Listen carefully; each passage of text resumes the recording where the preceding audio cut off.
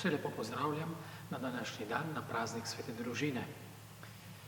Ko se je Bog učlovečil, je potreboval prostor, kamor bi lahko prišel. In našel je družino, tisti prostor, ki ga potrebuje vsak otrok, ko se rodi. Našel je topel kraj, ki ga je sprejel.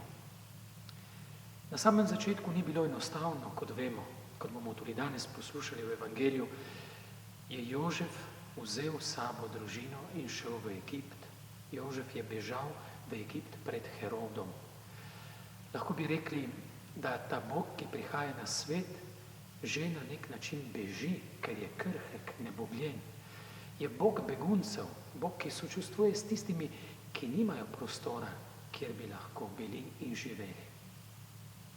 Ne pozabimo tudi, da je Jezus, ko se je rodil v družini, ki ga je toplo sprejela, se je tudi učil, kako živeti v družini.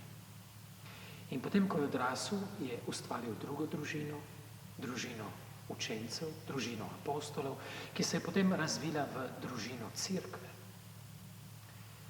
V družini se človek uči odpuščanja, zaupanja in ljubezni. Družina je kraj odrešenja. Zgodovina odrešenja se začne prav v družini, kjer se odvijajo odnosi.